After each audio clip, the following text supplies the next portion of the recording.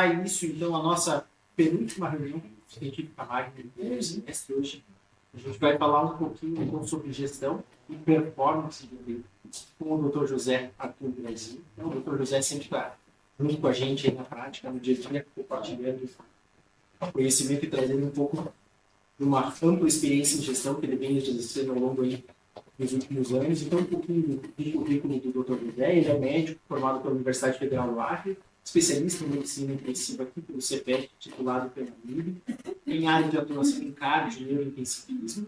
Hoje, atua como consultor médico na área de gestão de processos, principalmente na metodologia Lean, também em gestão de negócios em saúde, supervisor dos serviços de terapia intensiva no Hospital Santa Casa. José, seja muito bem-vindo. Prazer para a gente ter você com a gente aí. Vamos lá. Bem, eu trouxe primeiro um vídeo que tenta retratar um pouco o dia aí do intensivista em relação aos momentos em que ele navega pela gestão. A ideia é muito mais convidar vocês a ver o quanto vocês fazem parte disso no dia a dia e mostrar que esse assunto não está tão longe de vocês. A Laís comentou na aula anterior, na palestra da Raquel, que quanto mais amadurece na residência, mais dentro da gestão a gente se vê. A gente trata isso. Então, no progredir da carreira de vocês como intensivista, essa posição próxima à gestão vai ser sempre cobrada em maior ou menor grau. Vai depender de cada um quando quer se entregar para ele. Mas a ideia é muito mais colocar vocês dentro de uma perspectiva, né? Como é que é a minha atuação diária e onde é que eu me encaixo em relação a isso. Então, um vídeo aí de um pouco mais de 8 minutos. Vamos assistir ele aí, depois a gente emenda na aula. E aí, gente, tudo bem? Olha só, hoje a nossa análise vai mergulhar fundo numa realidade intensa, transformadora e, vou confessar, fascinante. O dia a dia de uma unidade de terapia intensiva moderna. Para quem quer entender exatamente como aquela correria da emergência se conecta com a gestão hospitalar de altíssimo nível, esse material é, sem exagero, um prato cheio. A gente vai ver na prática como cada segundo de um plantão impacta diretamente a performance macro de todo o hospital. Para começar, a literatura médica que baseia a nossa análise de hoje já dá o tom com uma frase espetacular. No ambiente crítico, o tempo é o nosso antibiótico mais valioso. Forte, né? E não é só uma frase de efeito, não. Essa é literalmente a filosofia central que dita cada movimento ali dentro, tanto do médico residente quanto do intensivista. Na UTI, a performance simplesmente não espera o café esfriar. E para entender bem essa urgência, imagina a seguinte cena. 7h30 da manhã, o monitor pisca em vermelho, saturação em 78%, frequência respiratória 34%. É o caos de alto risco no leito 7. O Dr. Maurício, que é o intensivista líder, já assume o comando junto com o residente. Eles precisam executar uma intubação endotraqueal agora mesmo.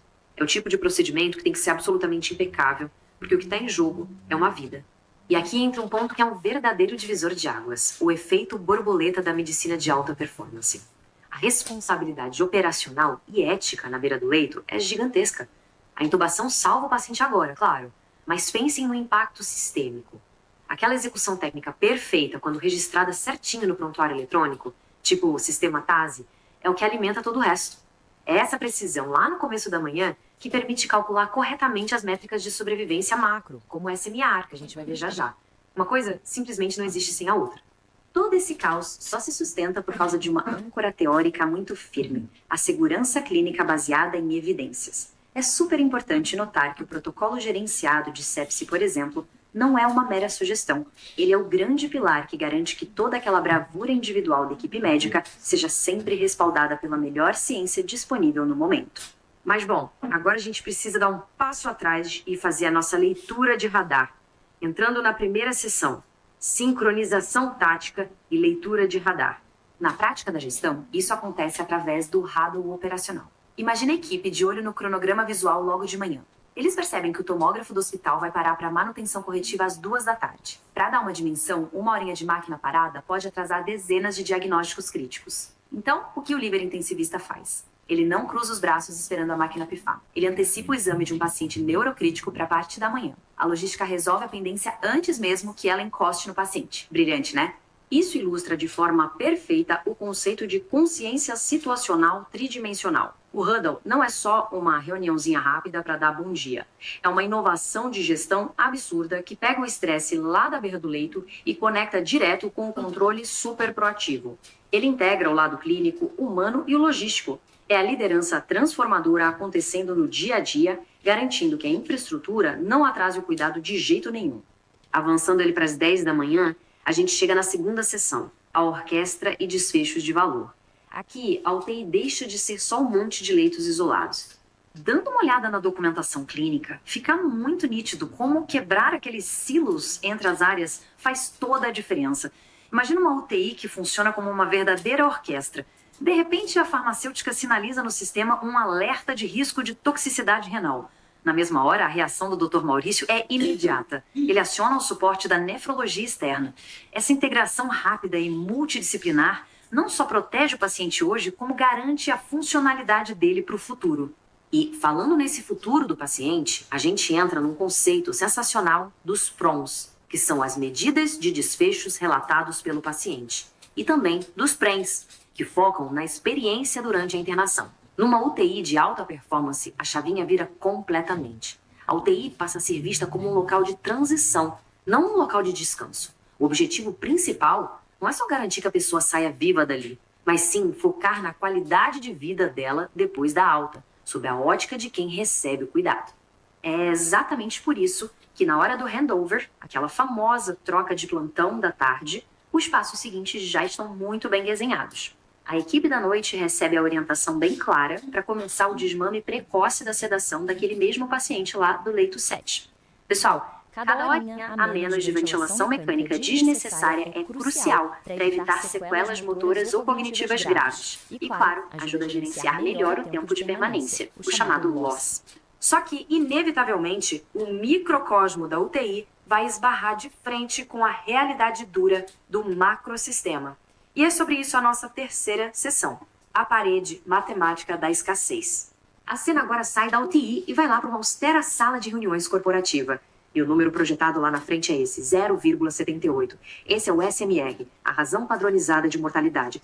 É meio surreal pensar como todo aquele suor, estresse e trabalho incansável na beira do leito se condensa nessa única e poderosa métrica de sobrevivência, que mostra uma performance excelente frente à gravidade esperada dos casos. Mas aí, a diretoria apresenta um desafio colossal. Existe uma crise global na cadeia de suprimentos e os sedativos de alto custo estão em falta.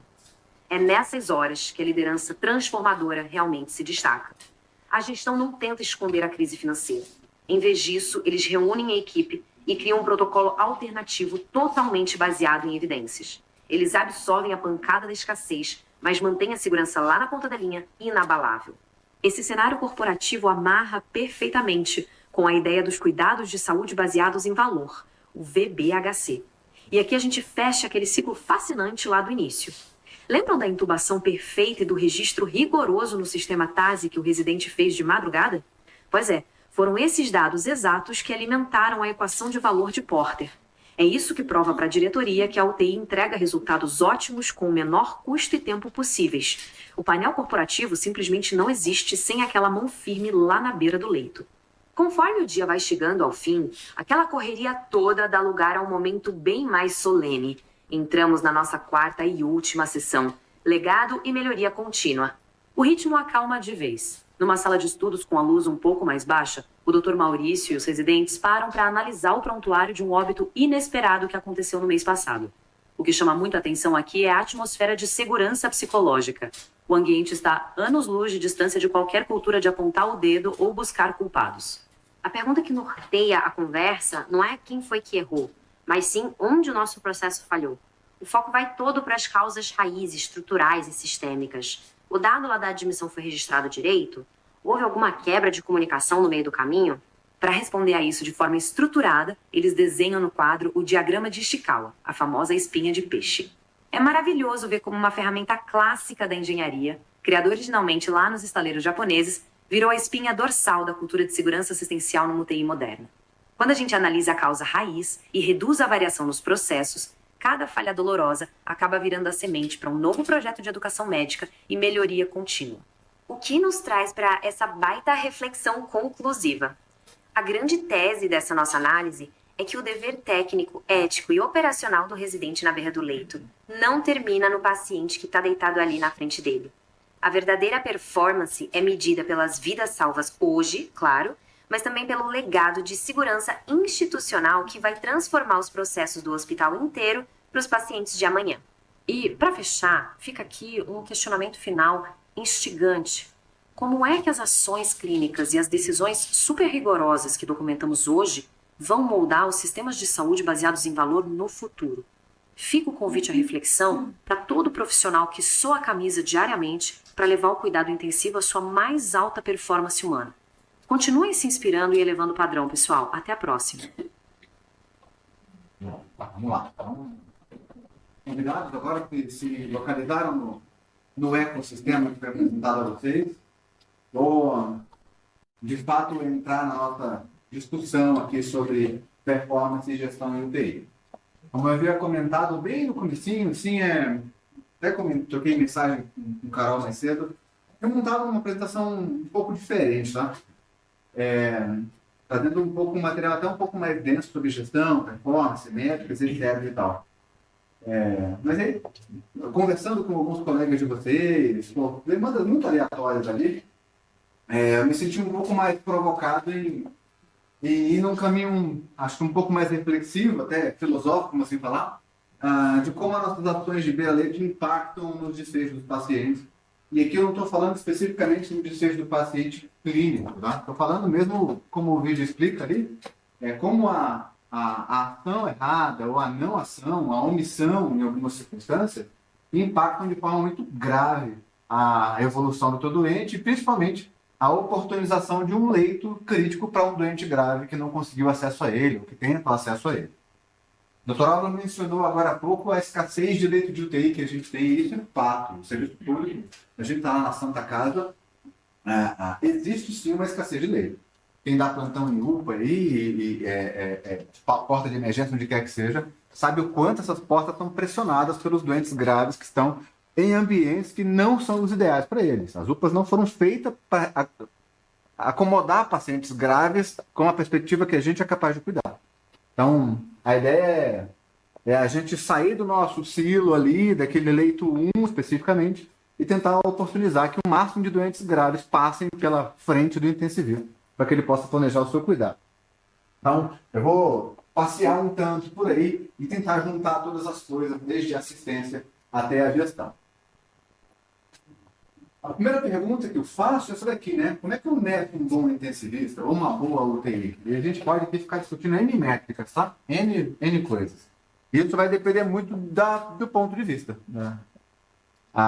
Quando a gente estuda Lean e saúde baseada em valor, o valor está muito na medida de quem recebe o tratamento, de quem recebe o serviço. Vocês todo dia estão consumindo alguma coisa, todo dia aferem valor em alguma circunstância, de certa forma. Vocês, por exemplo, residentes, são nossos clientes do ponto de vista da residência médica. Então, vocês conseguem conceder mais valor, menos valor a um rodízio X, ao preceptor Y, ao hospital tal, etc, etc. Porque vocês têm as suas perspectivas, as suas expectativas. Okay? Então, esse é o ponto de partida. Então, em resumo, o valor é na conta de quem está pagando. Ok? É essa a conta. E a gente não pode se dissociar muito disso. Tá? Não pode ser tão purista assim, do ponto de vista a pensar que exercer a melhor medicina do ponto de vista médico é, de fato, a melhor coisa para aquele ambiente, naquele contexto, naquela cidade, naquela circunstância que se encontra o ambiente de saúde naquele momento. Isso é super importante. Não pode ser tão ingênuo dessa forma. Tem que ter a cabeça um pouco mais aberta. E a gente precisa aplicar 3 conceitos, tá? Um conceito de segurança assistencial, isso a gente aplica todo dia na beira do leito, se não está fazendo, deveria pensar. Desde que, talvez os residentes que passaram comigo ainda na época do INC, deva lembrar de eu falando, como é que eu falava? Tinha até no quadro lá do INC, o que eu posso fazer hoje para não prejudicar mais a vida desse paciente? Era só essa missão que você tinha. Entendeu? Como é que eu não posso atrapalhar a evolução desse cara? É isso, tá? Então, eu estava mais provocando vocês a pensar em segurança assistencial. A outra coisa é consciência situacional. Onde é que eu estou inserido? Que problemas eu tenho que resolver? A formação que vocês buscam com a gente aqui, que a gente quer entregar para vocês, não é aquele intensivista que tá só ligado com TUS, só quer ver neurocrítico, só funciona se tiver todas as drogas disponíveis e os alto custo disponíveis o tempo inteiro. Não é esse cara, tá? O intensivista bom, muitas vezes, é aquele que faz a UTI que ele tem na mão funcionar com a equipe que ele tem, com os pacientes que ele tem. E se ele precisa alavancar essa unidade por alguma razão, ele precisa mostrar valor nisso. E isso vai através de uma grande organização da unidade, de certa forma. E essa organização vem através de eficiência operacional. E aí é muito preto no branco mesmo. É muito, mais uma vez, é a linha que o contratante, que o pagador, que o município quer para aquela unidade. É esse ponto de eficiência operacional aqui, ele é decisivo para, do ponto de vista de gestão, saber se a sua UTI é boa ou se você é um bom intensivista. Quando o contratante nos busca, o Dr. Álvaro pode afirmar isso muito melhor do que eu, ele não está buscando a gente pela excelência em informação e intubações certas, acessos certos, escolha de antibióticos certa. Não é por isso. Ele busca a gente porque ele entende que a gente é capaz de oferecer o melhor cuidado dentro do contexto e recurso disponível. E é assim que tem que ser.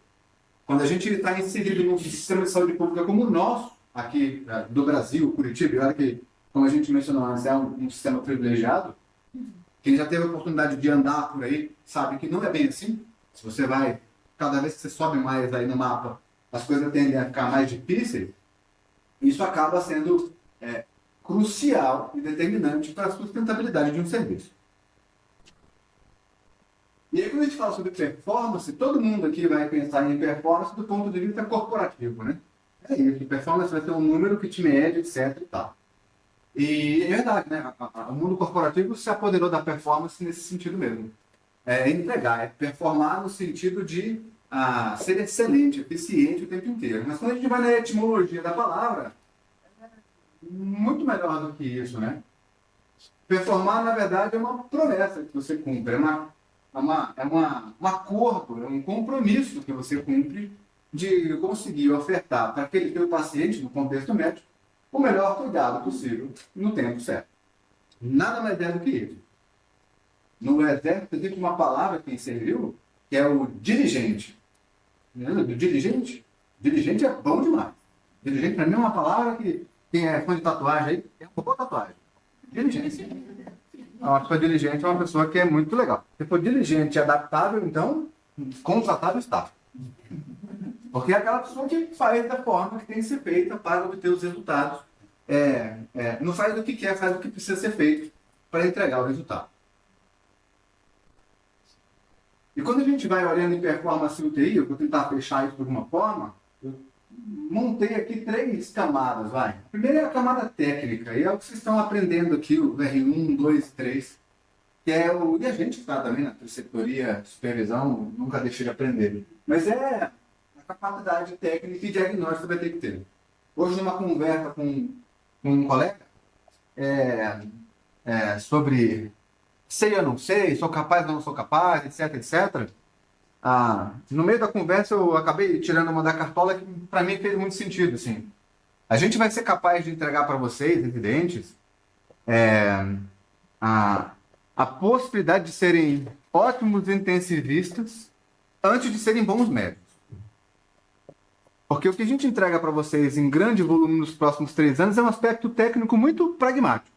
Tá? De ver doente grave, preencher o fluxograma, entubar, acesso, evoluir antibiótico, escalar antibiótico, programar uma alta.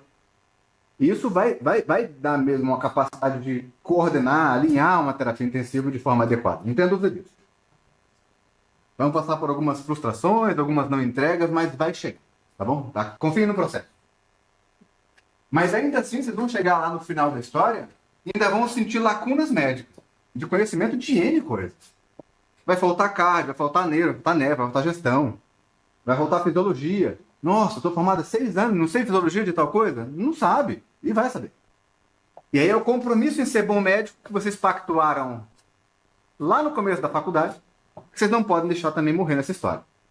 Então, aqui é o aspecto clínico de vocês. Esse desenvolvimento é constante. Na residência, como eu disse, será uma enxurrada disso. Mas ao longo do tempo, seja lá em que UTI vocês forem, isso aqui vai ser cobrado de vocês de mais ou menos forma. E essa aqui talvez seja a porta de entrada de vocês para com a equipe assistente. Esse cara, técnico, enfermeiro, físico, fono, cirurgião, nefro, etc e tal, ele está pouco se importando se você gira leite e planeja cuidar. Está pouco se importando. Ele está se preocupando se você é capaz de entender o doente dele, na especialidade dele, da forma que ele entende esse doente dele. Então, esse aspecto clínico aqui ele é muito importante e vai ter que ser cultivado até eles pararem de atuar. Não tem muito para onde correr. A outra coisa é a questão processual. Aqui é onde você ganha a liderança do ambiente de terapia intensiva. Quando você começa a respeitar os rituais da unidade de terapia intensiva. Os momentos de comunicação, onde você coloca todo mundo alinhado. Ainda nessa conversa que eu tive na semana, sobre frustração com a especialidade, eu provoquei da seguinte forma, né? Se alguém procura terapia, e na entrevista de vocês a gente escuta isso muitas vezes, tá? É mais ou menos assim o texto, né? Eu quero ver terapia intensiva porque eu gosto muito de emergência. Daí a gente já fica... E eu fico meio chateado, porque, poxa, eu entubei, eu passei o acesso, eu comecei a nora, ele foi para o UTI e eu não vi o que aconteceu com ele. Eu quero saber o que aconteceu com ele. Então, se vocês fizeram terapia intensiva por uma simples curiosidade, sabe, só tem uma própria curiosidade do que vai acontecer com o doente, vocês estão no lugar errado. O que eu digo para quem passa comigo sempre, não é sobre vocês e as curiosidades de vocês. É sobre o melhor cuidado para o doente. E se ele tiver que passar comigo 15 minutos, que sejam os melhores 15 minutos da vida dele. Ou da morte dele. Enfim, não faz. Mas o ponto de vista aqui é que a gente precisa ser muito alinhado aos nossos processos na terapia intensiva. Não é sobre o que eu quero fazer, é sobre o que eu gosto de fazer. É sobre o que precisa ser feito para que aquela unidade consiga assistir o doente. Na nossa carreira, eu já estou indo para o 12º ano na terapia intensiva, a gente tem muito poucas intervenções diretas, manuais, tá? A gente vai lá e faz o negócio. Mais no começo, menos no final, cada vez menos no final. O Dr. Álvaro tinha uma piadinha engraçada que ele falava com a gente na residência, que falava assim, tem 10 anos que eu não faço um pneumotórax. Mas também tem 10 anos que não funciona ninguém. Então, que bom que pode deixar de funcionar as pessoas. Esse é o objetivo. Mas cada vez a gente está mais longe disso. O objetivo nosso é fazer que a UTI funcione apesar de nós. Funcione como a gente quer que ela funcione, mas apesar de nós. Não através de intervenções diretas. O intensivista que se perde no leito 7, no leito 1, no leito 5, o intensivista que se perde numa reunião familiar que demora mais do que necessário, ele deixa de ter consciência situacional. Ele deixa de saber o que está acontecendo com o todo. E se ele não tem isso de forma muito organizada, ele perde os ritos, os processos. Perde a equipe. E a coisa acaba degringolando como não deveria ser. Então, respeitem ritos e processos. Visita multi, reunião familiar, passagem de plantão, troca de plantão, transição de cuidados. Respeitem isso. É para garantir segurança do doente. E a terceira camada é essa camada sistêmica, é a camada de valor, propriamente dito. Aqui são os números pelos quais estão medidos. Vini e eu temos muitas discussões sobre esse assunto. Nunca brigamos, discutimos bastante. Porque do ponto de vista do que a gente estuda de gestão e qualidade, tem ferramenta e métrica muito mais moderna e melhor. Mas não é o que mede a gente. Se alguém decidir que vai medir a gente pelo SMR de um Apache torto, é esse que vai medir. Já acabou a história. E a gente vai provar em cima daquela métrica que a gente é bom ou não é bom. Porque isso foi o que ele determinou. Isso é importante também. Então, vocês precisam, de alguma forma, estar atentos a isso. E se a opinião de vocês é diferente sobre entrega de valor, vocês têm que vender ela primeiro, do ponto de vista mais macro, para aí sim começarem a mudar as coisas. Na Santa Casa eu cheguei em março do ano passado. E, infelizmente, eu nunca tive uma cobrança muito ferrenha para entregar alguns resultados, seja do CEPET ou seja da própria direção da Santa Casa. Mas eu assumi um compromisso de entregar algo em tempo hábil para eles que fosse factível, que fosse representativo do que a gente fazia ali de fato, sabe? E naquela época eu pedi para eles 1 ano de espera. Vou ficar um ano coletando dados de UTI de vocês. Um ano coletando informação das UTIs, como elas se comportam, como é que vocês se comportam, como é que a médica se comporta, quem é o doente que vem, quem é o doente que não vem. Um ano. Porque com base nesses dados em vivência diária da UTI, do hospital, quem está lá sabe que eu não saio de lá, você consegue aí sim começar a propor melhoria que faz sentido para aquele contexto, faz sentido para aquela unidade. Talvez não faça para o INC, para o VITA, mas para lá vale. Quando a gente precisa trabalhar com dado, melhoria, mudança de cultura, isso requer tempo. Se a turma não for muito paciente, às vezes você precisa ter um modelo de gestão um pouco mais agressivo. E aí é uma coisa que vocês também vão ter que desenvolver ao longo da carreira de vocês. Que tipo de gestor vocês são? Vocês podem ser convidados a assumir uma UTI que precisa de uma mudança de 180 graus. Se esse perfil não está adequado a você, vão fora. Você não vai ficar feliz lá. E vão te colocar fora mais cedo ou mais tarde. Mas se ela está adequada ao que você pensa de modelo de gestão, de modelo de entrega, pula dentro. Vai funcionar muito bem. Então, esse ambiente que a gente vive diariamente nos força a tomar algumas decisões. A maioria delas pode ser sob pressão, e essa pressão aqui pode ser clínica ou não, ou pode ser uma mensagem minha no celular de você que falou, cadê a alta? Pode ser, é uma pressão. E quando a gente passa a não ter um ambiente muito organizado, erros, falhas de processo vão acabar repercutindo e virando um efeito bola de neve, caso não sejam rapidamente resolvidos. A performance da gente, então, vai ser medida, como eu disse para vocês, a partir de método.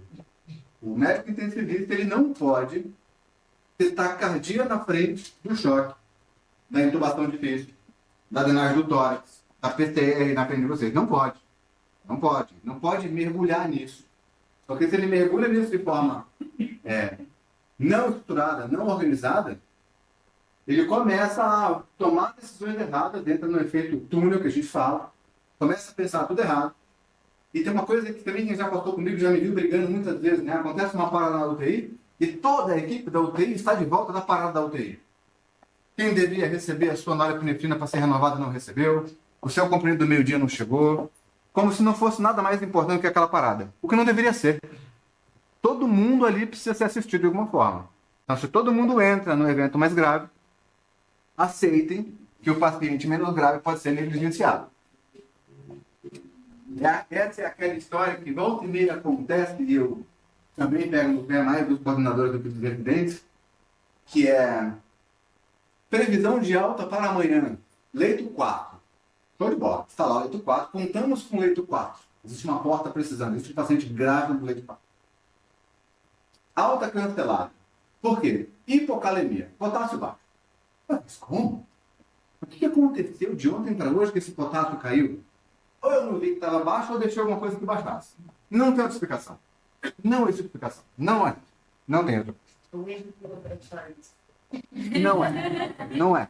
Não é laboratório. Laboratório não é. Laboratório não é. E aí o ponto super importante que você tem que levar em consideração é o que aconteceu no meio do caminho que eu não consegui entregar para o paciente mais fácil uma coisa tão simples como o potássio dele. Talvez eu tenha sido distraído pela PCR. Não deveria, né? Então a gente não pode ter essas emoções, ser muito emocionado também não, isso prejudica a gente.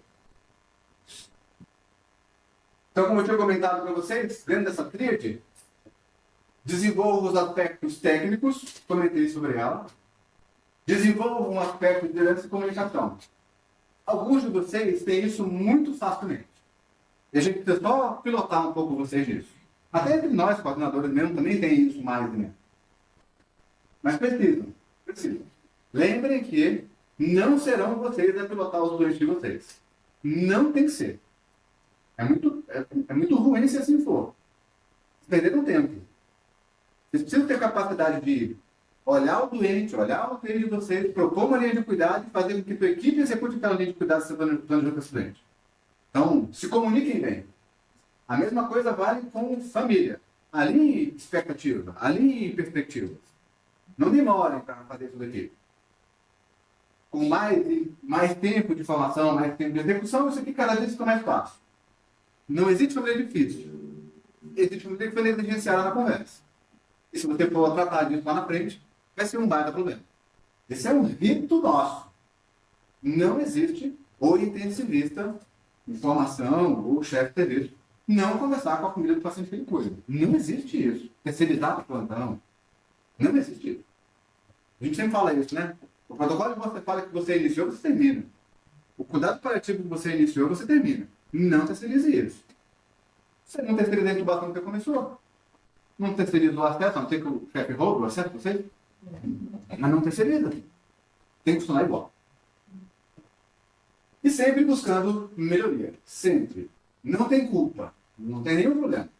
Quando eu apareço por lá perguntando o que aconteceu, fiquem tranquilos. Isso gera uma ansiedade, gera uma aflição. Essa semana aconteceu alguma das UTI. Relaxa, só me conta o que aconteceu. Eu preciso te ajudar. Me ajuda a te ajudar. Para que a gente possa melhorar todo mundo junto. Focando um pouco mais em comunicação, e esse aspecto, para mim, é um aspecto que vocês devem se dedicar, de fato, muito. Repito, quem entende ou quem foi avaliado pela preceptoria que não tem isso bom, se dedique a isso, que tem N forma de fazer isso, é super importante. Super importante. Porque vocês vão ter comunicações diárias com o paciente e família por N razões. Eu costumo dizer que toda internação na UTI não programada é uma má notícia. Tratem como má notícia. Respeitem todos aqueles métodos de má notícia. Seja lá qual for a que você escolhe. Spikes, sei lá, tem vários, né? Mas estruture uma conversa decente com a família. Toda alta que não sai no dia programado é uma má notícia. Ninguém gostaria de saber que seu familiar vai ficar mais um dia numa UTI. Alguma coisa errada aconteceu. É uma má notícia. Aborde dessa forma. Aborde de forma pragmática, estruturada. Não vai achando que a família está entendendo, está tudo bem. Para a gente tá, é o nosso dia a dia. Para eles não tá. Então comuniquem isso. E façam o mesmo com a equipe. Quando a gente vai fazer o round multidisciplinar ali todo dia, evitem uma contação de fofoca. Tudo aquilo que é suposição é fofoca. Dê um diagnóstico claro. Tem uma certa acidose diabética. Eu não quero saber se ela deixou de tomar o remédio dela. Eu não quero saber se ela foi na UPA e a UPA fez isso ou aquilo. Eu não quero saber se o médico achou que era um infarto. Não me importa isso. Porque quanto mais ruído você coloca na comunicação, mais a equipe fica confusa. E no final de um round, a turma não está sabendo o que aconteceu. Aí ele fala, eu tenho um caso da acidose, caiu na UPA, foi isso? Sejam retos, sejam diretivos, sejam dirigentes na conversa com a equipe. Lembra que a nossa equipe muito profissional ela é muito heterogênea.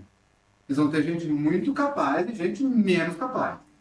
Gente que entende muito bem, que sabe interpretar texto, gente que não sabe interpretar texto. Então, às vezes, vocês precisam, de fato, descer alguns níveis de conversa para fazer com que o cuidado se execute ali. Então, sejam claros. E a outra coisa é a garantia do fluxo entre os setores. Eu vou falar disso um pouquinho mais para frente. Isso aqui é uma coisa que na terapia intensiva, e aqui esse slide só cabe num contexto de escassez de leite, super importante, que a gente precisa ter um pouco mais de ação voltada à eficiência versus o ativismo. Eu falei com o Marcelo sobre isso. Eu procurei várias palavras para achar isso aqui. Eu vou ficar com ativismo, tá bom? Talvez seja melhor, não seja melhor, mas vamos ficar com ela. Onde eu quero chegar com essa história? A gente precisa ser menos reativo ao que acontece dentro da UTI. Eu sempre comento com quem passa lá comigo que quem reage ao paciente grave é mesmo em si. Esse cara reage aos sinais e sintomas. Atua como protocolo. Ele não quer saber porquês. Ele não quer saber do que o doente tem. Ele quer saber do que o doente precisa. E ele vai lá e entrega aquilo. Pode ser que esse doente passe mais tempo que o necessário ali. E ele precisa tirar algumas cartas de diagnóstico da mão. E passar a pilotar aquele doente. Mas ainda assim, pela capacidade de estrutura que ele tem na unidade e até mesmo dele, ele vai reagir ainda a sinais e sintomas. O intensivista não. O intensivista pilota o doente grave. Não existe o intensivista esperar o exame de amanhã para tomar uma decisão. Ele leva o exame de amanhã para onde ele quer que esteja.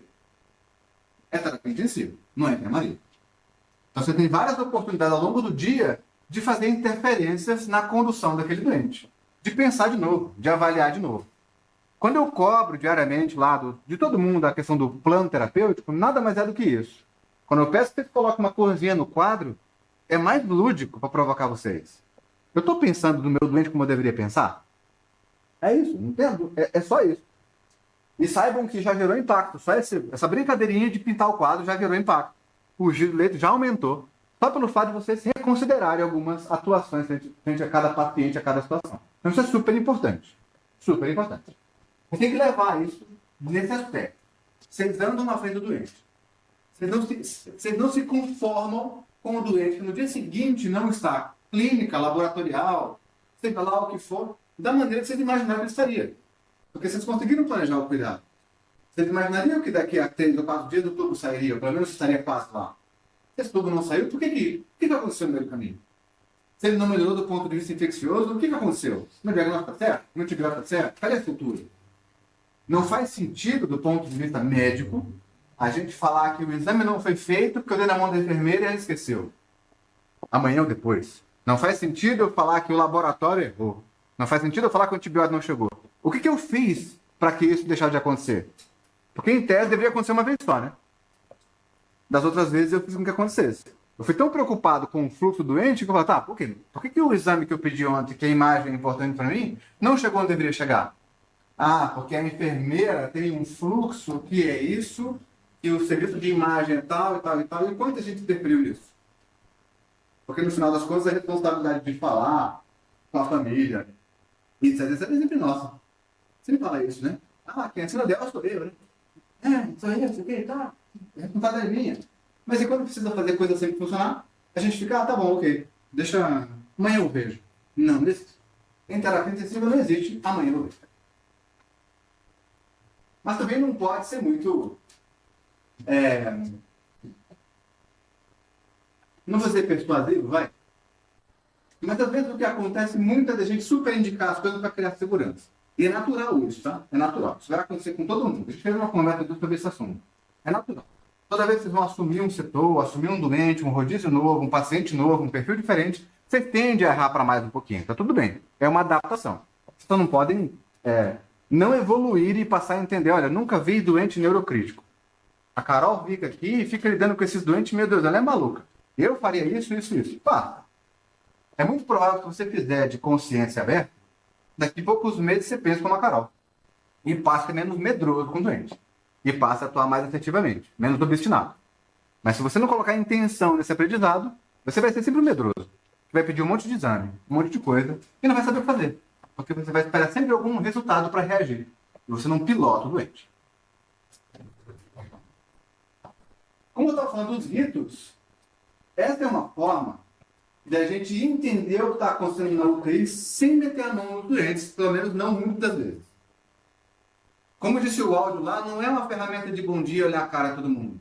Mas é uma forma, são várias formas ao longo do dia de saber como é que o doente está, como é que a prefeitura está, como é que o ambiente está, para oferecer o melhor cuidado, para performar, como foi dito lá atrás.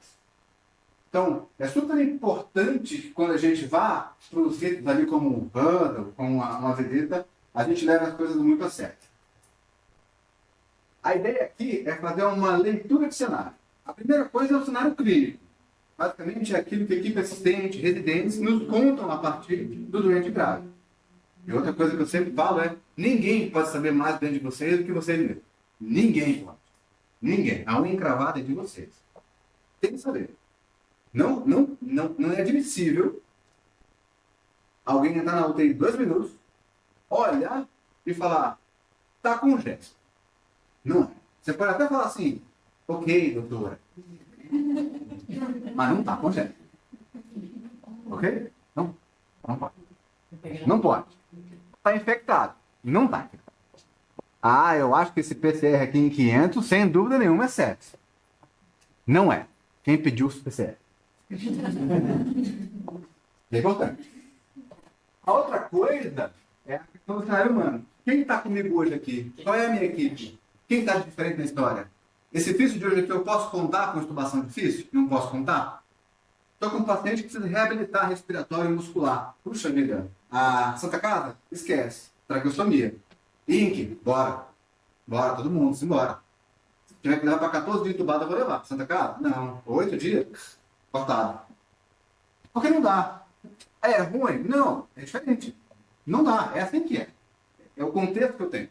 O técnico de hoje tem treinamento. Eu vou aceitar que o enfermeiro dimensione ele para o meu paciente mais grave? Não vai. Desculpa, não vai. Ah, mas vou sobrecarregar fulano. O que eu posso fazer para você não colocar esse técnico nele? Ok? É esse tipo de envolvimento. E a questão de recursos. O que me impede hoje de executar o meu melhor trabalho?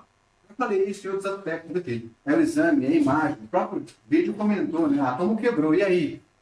Átomo quebrou. Eu começo a receber no meu celular, né? Átomo quebrou. Átomo quebrou. Átomo quebrou. Aí vem os comentários, né? Ainda bem que meu comportamento fez aquele grupo UTI Santa Casa, mas era bastante. Era pior no passado. Era muito reativo, muito polarizado. Hoje não. Hoje eu mando só um olhinho, a galera já vai trabalhar. Sabe? Ok, fazer o que com isso? Fazer o que com isso? Como é que eu me comporto para vencer essa interrupção diária? E aí o Hudl é essa ferramenta de vocês. Acho que vocês foram convidados recentemente a se juntar ao Hudl da enfermagem, que é uma enfermagem da UTI. Participem, não é ferramenta de bom dia, é ferramenta de alinhamento. A emergência está fazendo isso, as UTIs estão fazendo isso é super importante. Se você precisar de um pouco mais de tempo, peça um pouco mais de tempo. Mas se organizem para mostrar para a unidade onde é que estão os principais problemas. E ouvir da enfermagem, o que quer que seja, onde estão os teus gargalos do dia. Como é que você vai resolver aquilo? Não é simplesmente estar com a prescrição e evolução pronta às 10 da manhã e esperar algo acontecer. Não é isso. O estágio de vocês, a rotina de vocês, não acontece no conforto na frente do computador. Acontece lá dentro da UTI. Lá dentro da UTI. Fiz diurético, fez quando xixi. Vou pedir, ajustei o ventilador, vou esperar a gasometria chegar para ver como é que ficou. Simbora. Se mexa. Acontece lá dentro. E esperar o paciente vai pilotar vocês. E aí, a noite é escura e cheia de horrores, para quem entende. O round é um momento de maior carga. Como eu disse brevemente, atenção com isso. Sejam assertivos, sejam claros. Indiquem onde vocês querem chegar e formulem planos. Projetem os planos. Pessoal, eu quero esse paciente estubado em 2 dias. Em 2 dias. O que a gente faz para isso? E discute ali. Alguém vai dar alguma ideia, alguém vai fazer alguma coisa. Se ninguém deu ideia, dê ideia. A Carol tá aqui, Carol, o que você acha? Né? Vamos fazer o quê? Faz tem que participar. Envolve todo mundo.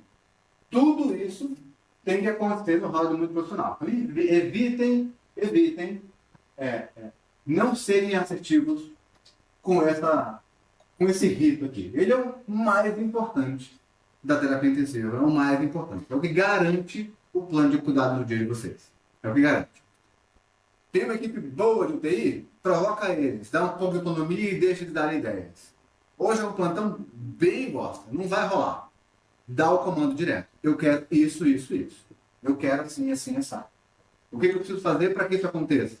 Eu preciso de cadeira, eu preciso de poltrona, eu preciso de uma traqueostomia. Show de bola, eu vou resolver isso. Mas da parte de vocês eu preciso disso. E aí eu chego mais uma vez na história do que é o sucesso na UTI. Hoje a gente mede muito pela métrica tradicional, vou falar um pouco sobre ela. Mas existe já um pouco de Einstein, uma instituição que mede ali alguns desfechos. Vamos falar um pouco sobre isso aqui na frente.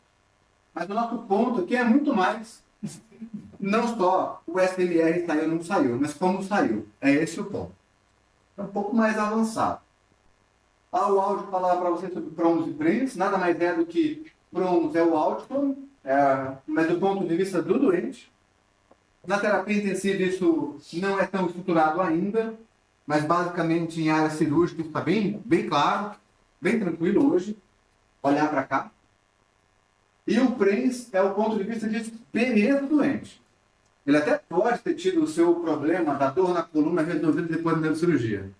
Mas foi péssimo passar pela cirurgia, pela UTI, por aquele hospital. Foi ao contrário. Foi muito bom. Eu tive um concierge pilotando a minha jornada. Mas minhas costas não param de doer ainda. E o cirurgião fala o quê? É isso mesmo. Do nosso ponto de vista, a gente não pode aceitar tanto é isso mesmo. Não pode, de jeito algum. Então, quando a gente acorda o doente mais cedo, calor no antibiótico, tira da ventilação, tira da cama, movimenta com ele, é muito provável, não foi medido ainda, que a experiência dele seja melhor. E é muito provável que o desfecho funcional seja melhor. Eu não gosto de usar muito o termo desmame precoce, nem sedação precoce, né? Precoce é tudo que acontece antes do tempo. Mas é no tempo certo. Como é que eu descubro o tempo certo? Eu descubro o tempo certo testando. Tentei tirar a sedação e deu boa. Ficou legal. Tentei baixar a FI e deu boa. Tentei baixar, na hora deu boa. Eu tenho que tentar. Não tem muito o número mágico que fale a Nora cai aqui, a Nora não cai aqui. Eu tenho que ir lá embaixo. Na matemática mais dura, na Santa Casa, a gente é medido por esses 3 indicadores. O loss, que é o tempo de permanência, o giro de leito, é o número de pacientes no mês que ocupa aquele leito. A gente tem o UTI na Santa Casa que tem 4, tem UTI que tem 11. Olha que legal, é super diferente.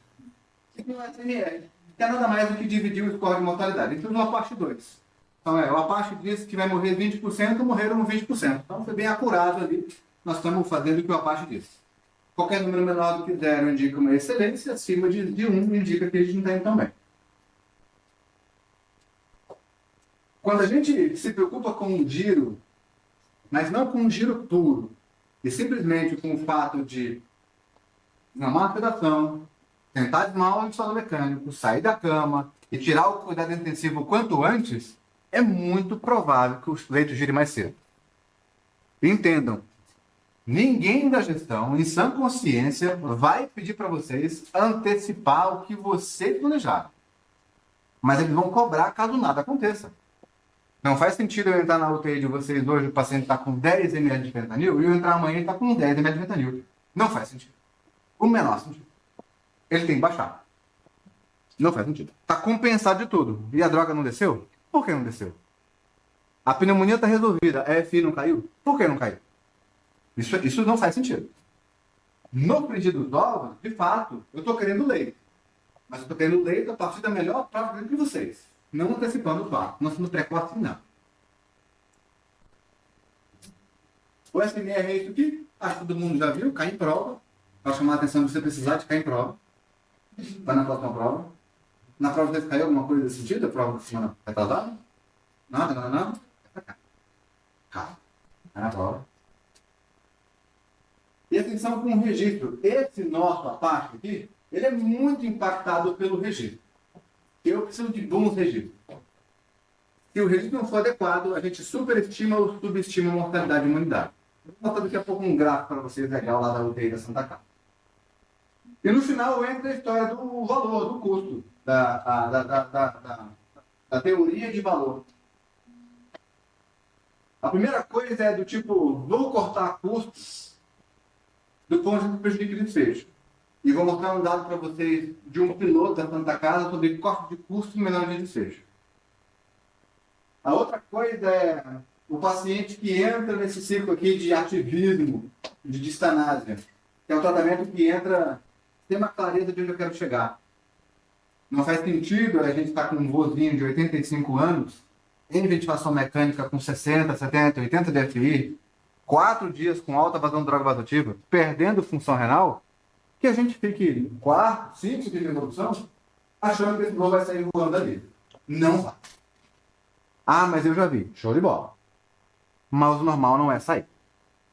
Esse paciente precisa de uma abordagem com a família rápida, em tempo oportuno, para entender o que está acontecendo. Porque esse é o tipo de paciente que ele acaba não agregando valor nem para ele, nem para a família, nem para o serviço. E aí tem o quadrante de ouro, tinha uma figurinha aqui do quadrante de ouro, que é nada mais nada menos do que a gente chegar nesse ponto aqui, que é a alta sobrevivência, a partir da menor permanência e melhor valor. E o valor eu estou juntando custo operacional e também o valor que o paciente deu para a estadia dele. Finalizando a história, a posição que a gente quer que vocês ocupem, que eu recomendo que vocês ocupem, passando pelo que vocês façam esses 3 anos, é do cara que vai liderar essa performance. Que vai se adaptar às situações de cada UTI e vai impor vocês. Ele vai ser diligente com tudo aquilo que aparece diariamente para que vocês resolvam. Para a gente chegar nisso, existem várias etapas. Etapas técnicas, etapas não técnicas, e você tem que respeitar e executar todas elas. É isso que vai fazer de vocês, na média, um melhor intensivista e a UTI de vocês, uma melhor UTI. Respeita cada ritmo. Isso com certeza vai impactar em desfecho. Não tem segredo. É trabalhoso, pra caramba. Mas impacta. Sem dúvida nenhuma impacta. E eu deixei até uma provocação. Hoje, da parte de vocês, talvez o que mais tem dificuldade? Provavelmente os R1, R2 vão estar aqui, no aspecto clínico da coisa. O R3 vai estar se batendo em como entregar mais rápido a demanda dele. Ele quer ter rápido. O R3 ele quer terminar às 10 da manhã. Precisa de mais um dia. Ou é uma questão mais sistêmica, de entender como é que a minha UTI é afetada por tudo que gira ao redor dela e como eu posso lidar com isso. Não precisa responder, é mais uma provocação mesmo, para vocês levarem para a prática de vocês amanhã. Uma passagem rápida de indicadores Santa Casa. Vamos lá. Então a gente tem aqui, ó, no mês de novembro de 25, um giro de 7,88, ou seja, praticamente 8 pacientes deitados naquele mesmo leito numa UTI no mês. Aqui são todas juntas, tá? E ficaram em média 4 dias e meio. A gente tem aqui, ó, uma coisa esquisita acontecendo em janeiro, onde o giro aumenta e a permanência sobe junto. E aí tem um mês de março aqui, onde a gente fica muito legal em permanência, mais baixo o giro. Provavelmente as UTIs estavam desocupadas aqui. Rodava até rápido, mas não tinha paciente. Isso acontece. Eventualmente acontece, a sazonalidade como a gente falou. E hoje é o nosso meio normal ali, onde a gente está. A gente está com 6 pacientes em média, com a média permanência de 4,57 dias. José, quer dizer, então você está enchendo meu saco por 0,8 dias? Isso. Já vou contar o impacto. Aqui eu tentei apagar as UTIs para evitar imaturidade. Mas isso aqui era o comportamento nosso com sedativos, tá? Então, é uma boa prática de simular sedativo, deixar o paciente acordar, ventilar espontaneamente, isso vai. Ok? Vou pegar a boa prática. A gente tinha aqui, ó, a UTI vermelha consumindo R$10.000 na ketamina, a UTI vermelha R$9.000 em propofol e a UTI laranja consumindo R$7.000 em gadolama. Aqui em cinza é a média do complexo. Olhando esse dado, a conclusão que a gente chega é as UTIs usam mais sedativo que as outras. É fato. Mas por quê? Será que tem doente mais grave? Provavelmente. Provavelmente. Mas ainda assim, vamos fazer uma conversa melhor em todo mundo. Vamos tentar ser proativo no desmame, mesmo dos doentes graves, na janela oportuna, etc, etc. E o que isso vai impactar? E a gente fez isso. A gente descobriu que as UTIs, elas tinham 3 padrões de prescrição de sedação. De onde é que eu tirei isso? Planilha de farmácia liberando lote de sedativo. Que legal. É sensacional. Eu fiquei madrugada com essa planilha. Então a ideia aqui é que um grupo de UTI prescreve em bloco. Faz sentido para vocês, a partir da boa prática? Entrou fenta, umida, o paciente não ficou legal, adicionei um terceiro sedativo e nenhum dos 3 caem no momento, eles vão crescendo. Ó. Os lotes são liberados simultaneamente iguais. Poxa vida, eu estou até adicionando uma ketamina, será que eu não deveria poupar o opioide? A atenção dela, muitas vezes. Então, isso aqui chamou a atenção. E existe muito isso, tá? Uma prescrição em bloco. E a gente faz isso. Mida, fenta e lixo. Mida, fenta e lixo. 10 ml, show de bola. Fluxograma 10 ml. E isso gera o que em vocês? Não. Quando vocês vão dar 2 dias seguidos de mida e fenta na mesma vazão, tem que gerar o que em vocês? Cólicas periumbilicais. Eu preciso baixar aí. Será que dá? Não sei. Vai lá e baixa. Vai. Ah, mas eu tenho medo. Baixa um pouquinho. E depois mais um pouquinho, mais um pouquinho. Existe uma terapia intensiva que já faz uma coisa mais agressiva. Ou seja, eles escalam rapidamente os adjuvantes e não baixam nada os outros. Quesito isso. Quando ela aumenta aqui em 300%, poxa vida, o que aconteceu? Ah, eu tive um doente grave. Um doente grave não consegue fazer sozinho sistemicamente. Ele não chama a atenção de tanta gente na planilha de curso geral. E aquela UTI que consumia muito, aquela laranjada e a vermelha, a gente começou assim, moçada, todo dia vai lá e mexe lá. Vai lá e mexe. Eu até passava conferindo, não estava acontecendo. Não queria nada ali. Passava até escondido do dono. Só para dar uma olhada. E eles conseguiram um negócio muito legal, ó. Muito legal. Muito legal. Baixou bastante. Baixou bastante. Despencou. Era algo como se a gente gastasse ali mais ou menos no mês, eu mostrei o dado para eles, era algo em torno de R$6.000 e foi para R$800. Nossa. É. Nossa. Nossa. Morreu mais gente? Não, não morreu mais gente. E aí o efeito disso? Aqui estão as UTIs em comparação. Aqui é o giro. Então, veja, eu tinha uma UTI que girava bastante. A UTI não tem esse comportamento, porque foi maluquice dela. Mas ela foi diminuindo o giro. Esquisito isso, mesmo sem sedação. E a outra UTI sem sedação, ó, foi otimizando o giro. A Raquel apresentou um trabalho sobre aumentar meio dia de previsão de alta. Melhor? Não, mas meio dia, são 12 horas de leite disponível. É sensacional. Então tá lá. E a permanência caiu só em uma UTI. Por que a outra UTI não caiu a permanência? Mesmo sem sedação. Aqui ele tirou minha dúvida. Se eu tinha dúvida aqui, quando eu chegava para mim e falava assim, mas os meus dentes são muito graves. Meus dentes são muito graves, são os cacos. Eu estava tirando a sedação deles para ver. Tirou, eles continuaram cacos. Agora eu acredito em você. Realmente eles são cacos. Realmente. E eles acabam ficando por fragilidade. Eu tirei o viés da história. Eu tirei todo o viés. Eles são ruins mesmo. Quando a gestão me apertar, eu falo, gestão, eles são caco. Né? É o que a gente tem, que a gente escolheu, sensacional. Mas tinha uma UTI que eu vou falar pra você, viu? Era melhor tocar fogo nela, né? Tinha que tocar fogo nela. Nossa senhora. Olha lá. Se mostrou capaz, resiliente e resolutivo. Mesmo com os cacos. São cacos diferentes, tá? Obviamente são cacos diferentes. Mas aqui já me dá uma baita de uma clareza de como eu atuo em cada unidade. Como cada horizontal atua em cada unidade. Dá uma clareza absurda de como... Poxa, veja só. Aqui na minha conduta com sedação, eu acho que eu posso renovar. Posso repensar ela. Talvez eu deixe de ser um pouco mais restrito. E aqui, putz, olha só. Talvez se eu apertar um pouco mais o capo, né, que ele sai? Parece que ele sai. Então, são capos diferentes aqui. E eu estava comentando, né? Vamos pegar uma das UTIs só, então. Uma das UTIs tinha um gasto por paciente de 266. Isso aqui é gasto por paciente dia, tá? Todo dia o pacientinho consumia R$ 266. José, nós estamos brigando por isso. Tá. No SUS, não. Se aumentar o real, obrigado também. Aquela UTI, só em aplicação do ABCDF, reduziu em 27% a permanência dela. E esta UTI sozinha conseguiu gerar um impacto financeiro de salvar. O que é o salvar? Quando eu tiro o doente mais cedo, os gastos que eu tinha com ele deixam de existir. Ah, mas ele foi para a enfermaria. Não me importa.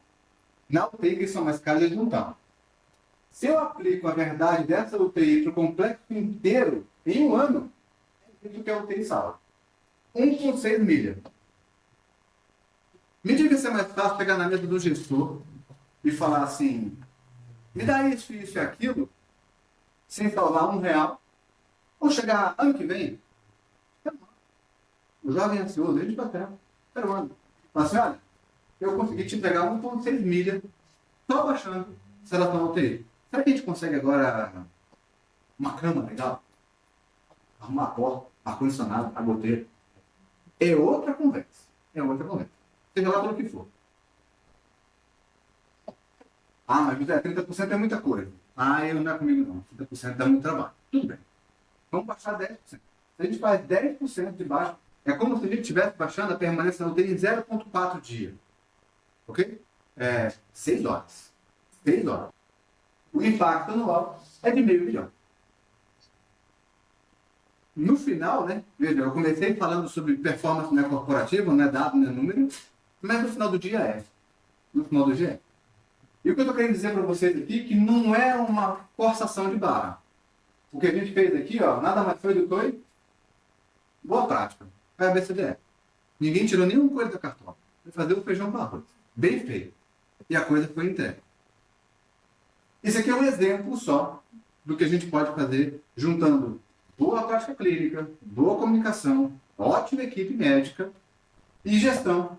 Gestão guiada ali por performance mesmo, mas não aquela performance de rodapé de livro, mas performance mesmo baseada em compromisso, em boa prática, com aquilo que ele se comprometeu a fazer quando escolheu ser terapia, ser médico intensivista, cursar uma residência e entregar valor para o nosso cliente no final do dia, no final da sua permanência na UTI, seja lá qual for o desfecho. Beleza? Era isso que eu queria falar para vocês. Muito obrigado.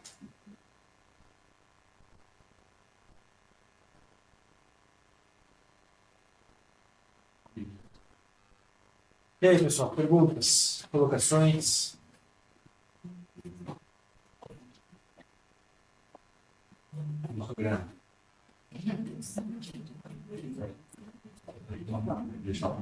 Fica mais claro um pouquinho para vocês aquilo que a gente tenta fazer no dia a dia?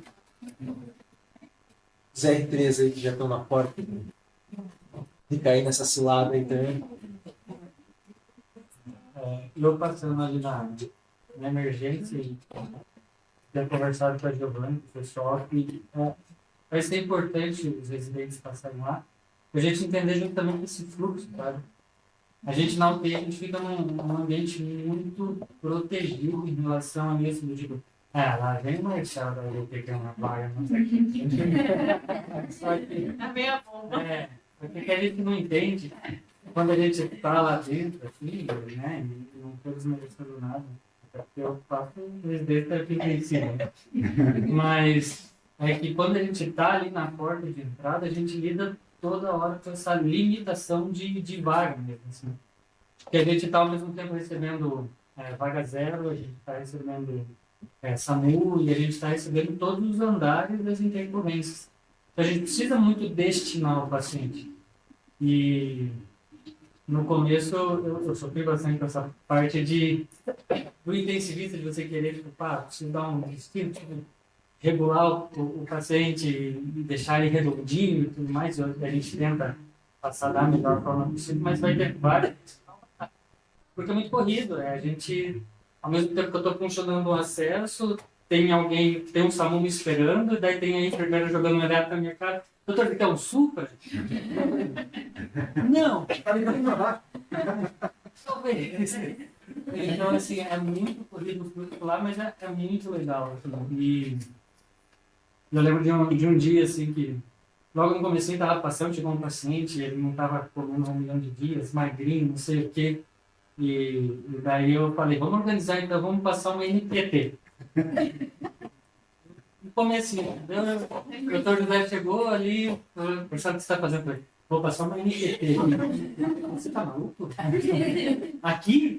Então, assim, desse sentido do fluxo, sabe? Então, é muito legal a parte da emergência, porque a gente entende justamente o quanto o hospital gira dependendo de leitos. Então, a gente vê que coisas vão funcionando, leitos vão saindo, tudo, o hospital parece que ele flui melhor, sabe? Então, e é bem isso. Tem uma coisa na emergência que eu cobro sempre, a Gi e o Marcelo estão passando lá hoje, que é dar um desfecho para o doente o quanto mais rápido possível, né? Diferente da terapia intensiva, onde a gente sai o round, se organiza com tudo e planeja o paciente ao longo do tempo, ali é um pouco invertida a história. Eu tenho que rapidamente mapear os doentes graves, definir o desfecho de cada um deles, porque se a gente tiver comportamento de UTI, em poucas horas aquela sala está cheia. Você está passando um paciente em corredor. Você está tendo que lidar com o doente no corredor de fato. E aí está ferrado. Se aquele ambiente já não é um ambiente adequado para conduzir um doente grave, como a gente gostaria enquanto intensivista, imagina uma maca de corredor. Então, o ruim dessa história é que quebra um argumento que eu usava, né? Falava, quando você segura um paciente aqui, eu entendo que você tem capacidade de fazer enfermaria com eles. Eu nem deve ter visto isso algumas vezes. De fazer enfermaria com eles. Acho que são ótimos fazer enfermaria, reconciliar a medicação, sabe? Fazer um pouco de postinho, né? Então vamos deixar ele redondinho, inclusive. Mas esse dia que você dá mais para ele, essa dose que dá mais para ele, é a oportunidade que você tira de um cara que está de fato grave lá fora ser visto por intensivista. Então, transforma cuidado. Dá lá para quem gosta de cuidar desse paciente clínico mais devagarinho, que ele está compensado, dá lá para fora. Garante uma boa atenção. Comunica, conversa. Deixa a tua impressão clínica clara para ele. E oportuniza que o próximo leito esteja pronto com um doente grave. Esse é o meu argumento sempre, né? O que você prefere?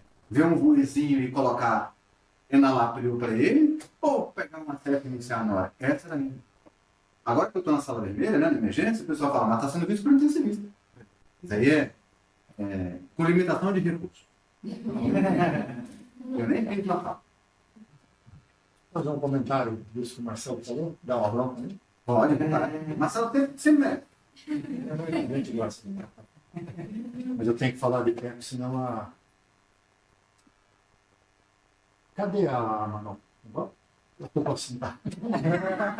Ela vê o vídeo. Ela viu o vídeo do doutor ali.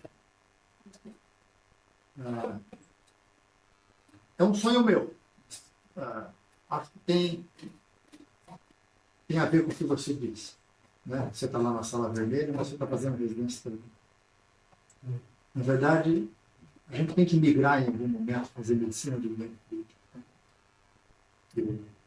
O José está fazendo na linha dele, que a gente está fazendo, que a gente está fazendo também, de cuidar do meio político, de toda a trajetória também. Então, você ter essa visão sistêmica, que ele tanto falou, situacional, conseguir entender o contexto do doente que você está atendendo, jogando, né? Então, ele está em cima, os outros que estão esperando, como é que ele vai sair lá fora, como é que ele vai... Isso é você entender toda essa trajetória. Então, não minimizem. A experiência que vocês estão tendo na sala vermelha está sendo muito enriquecedora. Se tornarem também bons intensivistas, assim como a experiência que eles vão ter posteriormente. Para poder ver o que é o resultado posteriormente. Né? A gente até gostaria de cuidar de unidade de descalonamento, step down units, que a gente pudesse focar aquilo que o doente mais precisa num determinado momento, com alta densidade de equipamento e de pessoal, mas depois descalonar. Né? E tirar essa pressão de mudar de terapia intensiva, que às vezes tem doentes que ficam, você não consegue dar alta. Se a gente tivesse mais step down unit, a gente conseguiria rodar leitos mais rapidamente. Né? Mas acho que muito do que está aqui é a gente entender que esse cuidado da linha do cuidado, ela faz parte da gente. Com certeza. Aguenta com as pontas. Já volto depois. Olá, André. Tem um relato, visto que eu falo uma coisa, ela fala muito céu também, é que assim, tudo bem, eu tenho exato, mas eu acho que o médico intensivista é o melhor gestor dentre todo e qualquer médico que possa pegar qualquer coordenação em qualquer área do hospital. Porque eu vejo que o médico intensivista ele tem uma visão, e esse é o motivo de eu ter querido fazer intensivo não por faculdade, ele une. Ele consegue unir desde a demanda do nefrologista, a demanda do gestor lá, que pensa no dinheiro, na economia, até a demanda do emergencista que quer girar aquele leito. E cada setor, ele tem métricas. E a apresentação do Dr. José foi excelente, mostra para a gente essas métricas que nós temos que estar sempre incomodados. Então, tudo que a gente faz, inclusive a medicina intensiva, ela vai ser afetada. Então, eu não consigo dar alta da UTI porque meu leito de enfermaria não está bom. Aí tu vai lá e tu pergunta, mas quem que é o coordenador da enfermaria?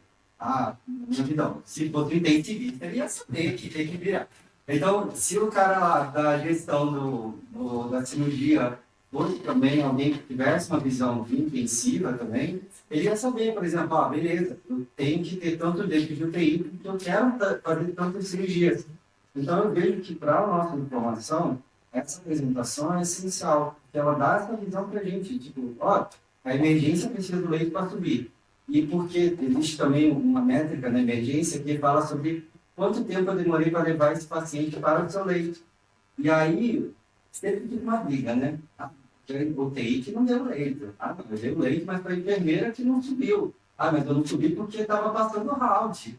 Aí fica nessa briga, mas quem é a melhor pessoa para mediar é o intensivista. Somos nós que somos os protagonistas. Então, eu acho que essa provocação, essa apresentação que a gente olha, a gente fala, putz, da beira-leito a alta performance, mas o que é isso? Eu, sinceramente, eu vim aqui com esse título e pensei, que é isso que eu vou esperar e tal? Mas, com certeza, realmente me surpreende cada vez mais quando a gente é provocado com isso. Então, obrigado pela aula. Né? Eu deixo assim, essa ideia de que depois a gente pode empregar ela no futuro, essa visão de como a gente vai trabalhar no futuro. Pensar só no doente crítico e uma visão completa. O Adriano quer lembrar de uma coisa aqui, só uma coisa pode atrapalhar os ritmos, tá? Só uma. O paciente do leito. Então, ligar lá na sua UTI e falar assim, eu tô subindo doente aqui, tô passando visita. Na sua cara, aqui. Aí você dá um jeito de receber. Passa a visita nessa frente. Dá um jeito. O paciente grave não pode deixar de acessar o leito crítico. Não pode. Vai lá. ou abrir masters, né, na visão do R1, que ainda tem muita coisa para aprender. Né? Eu vejo por mim que a minha principal gestão, às vezes, é comigo, né? Eu vivo como isso muito metódico. Então, às vezes, se alguma coisa na rotina, como foi anunciado, às vezes sai da ordem, é difícil para mim, porque assim, para mim eu tenho que fazer A, B, C, D, E, e tudo tem que estar pronto, de tal horário, tal horário, tal horário. Então, assim, às vezes. Marcelo, G, vamos descer ela aqui, vem? Eu fiquei disso com o Marcelo, talvez eu precisasse disso. Então, assim, eu acho que a principal questão é. Não vejo, falo por mim, né, talvez os colegas que a gente nesse momento. Isso não é um problema. Isso é uma solução. Essa autogestão, né? Eu realmente sou muito metódica, então assim, às vezes eu acabo me perdendo por ser muito metódica, né? Mas só abrir as aspas nesse sentido de que ainda que esteja um trabalho de formiga, né? Que eu vejo que você cobre isso dos coordenadores, mas que também reflete muito na gente, que eu já vejo assim desse mês pra cá. Você passou no UTI outro dia e falou assim, mas você diminuiu a sedação de tal paciente? Era a paciente que estava com problema mitral muito nada assim. Cara, peraí, que eu só preciso fazer a conta que tá 4 vezes. Mas eu lembro quando estava lá, tá 12 e 8, tipo assim. Então, assim, a gente, querendo ou não, assim, se vai entrando na cabeça de pensar que a gente precisa fazer isso. E mesmo com as altas, né? Sábado, 6 horas da manhã, eu tava mandando pra Amanda, ó, já pedi alta de tal paciente, hoje eu mandei, já pedi tal de tal paciente. E, poxa, a 2 não vai dar, porque realmente está com potássio baixo, e eu entendo que foi porque a paciente era nefropata, e a gente ficou assim, cara, eu devia ter corrigido aquele potássio, não devia ter tido medo de corrigir o potássio, pensando que ia fazer uma hipercalemia. Então, assim, às vezes a gente acaba pegando erro, mas assim, nesse sentido de pegando erro como aprendizado, para não fazer de novo. E esse trabalho de formiga, tipo assim, cara, agora eu sei que a primeira coisa que eu chego na UTI é confirmar alta, então fica mais fácil. A gente vai pegando isso. Aprendizado, mas é legal. O paciente do Marcelo, o paciente vem lindo. Eu dou até um beijinho na testa dele. Ele deixa olha e falou, tá pronto, faça isso. Mas e outra coisa legal, né? A gente na emergência tem quebrado algumas coisas, assim, do tipo, a sala vermelha tem por hábito tirar a próstata dentária de todo mundo. Por quê? Porque vai que ele para. Que várzea é essa que vai te dar? Vai perturbar. Eu juro pra você. Ninguém come nessa É o lugar mais fácil para escrever dieta. É ali que eu tô falando.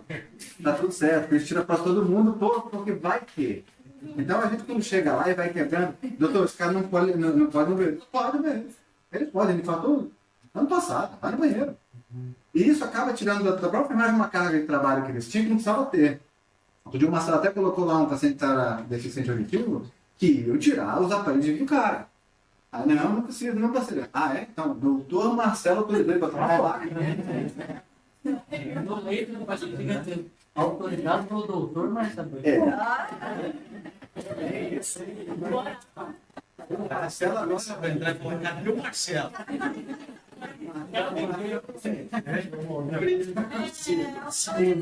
Vai entrar um outro vídeo. Legal. Então, também a nossa visão, assim, né? A visão de emergência dá a vocês uma questão de severidade com doente grave, que a UTI tira de vocês. A UTI tira mesmo, a UTI deixa vocês meio bobão, assim, de que, né? O Marcelo toma foto todo dia. Chega o doente grave, Marcelo, com a mão no bolso aqui olhando, assim, Marcelo, luva na mão, vai tirar o paciente da maca. Qual é essa atitude de puxar o paciente da maca para cá, a gente coloca e... Semana passada ele fez um negócio muito legal com o doente lá, né? Até elogiei ele, agi pela condição do caso. Mas também a terapia intensiva tira da sala vermelha também essas coisas muito protocolares, sabe? Não, peraí, pelo amor de Deus. Se eu tiver que entubar esse cara, não vai ter de correria. Eu vou tirar a prótese dele, a gente vai colocar uma... Não tem o menor problema. E se entubou com a prótese? Tira a prótese depois, ela sai também com tudo, não tem nenhum problema. Talvez ela caia quando você passar a linha, você vai e tira, não tem nenhum problema. Então, por até reclamar, né? Tive que entubar um paciente de próstata na correria. Aí o cara achou que eu ia reclamar que eu estava de próstata. Eu perguntei, por que você estava correndo? Não é isso. Não era ele. Dessa vez não. Sem dúvida, próxima. Dessa vez não. Deixa eu falar uma coisa também agora. Quais são as indicações de internamento em unidade de terapia intensiva? Só o quê? Quem está fazendo vermelho? São 5? Não. Tem as prioridades, certo? Isso é prioridade. Então você tem sempre que estar pensando na Santa Casa, como tem uma falta de leitos para todo mundo, você tem sempre que estar pensando se alguém está precisando mais daquele leito do que quem está. É diferente se você estiver no I e se você estiver no I também. Não significa que você esteja atuando de forma diferente. Você continua atuando de forma certa. E você está minimizando os riscos para a tua população inteira nos dois locais. Agindo de uma forma mais restritiva, quando você tem mais ociosidade de leite, e de uma forma mais flexível, mais ampla, quando você tem disponibilidade de leite. Não há nenhum problema. Ou seja, você tem que olhar para a comunidade de terapia intensiva e ver como é que tem que ser o teu comportamento, olhando para as necessidades de todo mundo que está precisando daquele leite. Então, tem o que acho que ele mesmo, que a sala vermelha tem feito estubação paliativa, começado paliativo e terminado lá muitas vezes, né? Mas subir antes, né? A sala vermelha tinha muito um comportamento de encaminhador para a loteria. A paciente enfermaria muitas vezes para a loteria. A gente sabe isso. Então, a presença dos meninos tem ajudado bastante. Melhorado bastante esse fluxo. Tanto que sobrecarrega menos o hospital. Aí. Obviamente, quando a gente atua um pouco como intensivista na sala vermelha, a gente aumenta um pouco a carga de trabalho do setor. Eles não estão acostumados com ele. Mas nada que eles se adaptem rapidamente. Da mesma forma que eu falei sobre gestão, presença, confiança, liderança na terapia intensiva, se aplica na sala vermelha também. Se a equipe entende o caminho que eles estão indo e que está suportado pela equipe médica, eles vão com vocês. Se você for lá e falar assim, não, desliga essa droga aí, já falei com a família e for lá para dentro do repouso, o paciente vai ser renovado a droga. A enfermeira vai falar assim, pede a vaga de ter, você está maluco aqui, e vai subir. Acho que eu só queria comentar também que eu acho que agora vocês entendem um pouquinho os residentes, né, que estão passando. Quando eu chego e fico, e a alta, por que não vai dar? Porque ele vem mesmo. Agora a gente entende, Entendeu? Você tá perdoado. Não é? Tem que dar alta, tem que dar. Não vou dar alta, porque hoje o pedaço está 3,2. Às vezes querem. Eu às vezes também confesso, né? Às vezes tem alguns bobinhos que eu gosto. Ele não quer liberar, não sabe. Mas aqui, ó, uma coisa importante, assim, no final da apresentação, no final do dia e tudo mais e tal, o que é mensurável, de fato, é o giro, tá? Isso é mensurável. A palavra é giro, a palavra é média permanência. Essa é a palavra. Mas a gente que faz a prática clínica tem que traduzir isso em cumprimento do plano terapêutico. Quando vocês não dão alta para alguém, eu não estou chateado porque vai ter que ficar com leite. Eu vou no Huddle todo dia e o Nick fala assim, José, não vai ter vaga para você o dia inteiro. Tá tudo bem, eu me organizo para ficar com a sala vermelha cheia. Não tem nenhum problema com isso. Eu vou fazer funcionar. Meu plano é mesmo, né? É a organização. A frustração, talvez, o meu incômodo maior é, poxa vida, a gente não deu alta porque alguma coisa no meu planejamento furou e eu não fiz nada para que isso deixar de acontecer. Tem coisas que são alheias ao nosso controle, eu não tenho dúvida disso. Não tenho dúvida disso. Mas muitas não são. E se vocês pararam para pensar, essa daí foi por uma não ação nossa. Vou deixar, não estou dando. Ok, é uma necropata, mas talvez não. Nunca mais vai te pegar de novo. Não é isso. O meu incômodo é, poxa, eu tenho intensivistas capacitados, que foram treinados quando eu fui, conseguem ver o paciente quando eu vejo. Uma equipe de residência super dedicada, comunicação direta, a turma está lá praticamente o tempo inteiro. E essas coisas passam, puxa vida, aí é sobre o que a gente faz, não é sobre o leito. É sobre o que a gente faz. Por que eu estou deixando a intensivista lá, residente lá, R3? E o legal é ver também com a previsão da alta do quadro lá, o comprometimento da equipe também. Eles ficam todos felizes quando, fulano, a gente colocou todo dia, a gente acertou, desmorou, não sei o quê. A equipe olha para aquilo e também fica comprometida. Isso eu achei Isso é legal. Eu usei aquilo lá. Apesar da UTI 5B ter feito um caminho diferente, né? Porque no método do Kanban, o vermelho é uma alça. O vermelho, presta atenção, tem que sair hoje daqui esse paciente. E aí a turma da vermelha é tão apegada aos doentes que quando ele fica vermelho, eles botam uma carinha triste. É. Então eu entendi aquilo que eles estão se desapegando e eles estão tristes por isso. É, e quando o paciente fica sem previsão, está feliz. Tá feliz. Tá bom, tudo bem. Tudo bem. Sai como dia prometido, tudo bem. Não me importa a interpretação. E aí, pessoal, mais alguém? Mais alguém? Os coordenadores aí, Carol. Excelente aula, né? Obrigado. Parabéns. Pra mim foi muito legal ouvir tudo isso, porque eu aprendi com você, né? Aprendi com muitos coordenadores, mas eu aprendi a fazer a gestão do TI com você. E ver você colocar isso na prática, assim, né? Em como realmente a gente constrói tudo isso e ver essa construção ao longo do tempo, né? Eu vejo essa construção em mim. E quando eu comecei lá no comecinho da residência, que eu achava que gestão não tinha nada, não precisava pensar naquilo naquele momento, porque eu tinha que aprender a entubar e manejar um choque. E a minha construção ao longo da residência, em que no R3 eu consegui fazer até um pouquinho de gestão lá no Covid. E aí, quando eu realmente virei coordenadora, e encontrar essas métricas que num primeiro momento me assustaram e me apavoraram muito, né?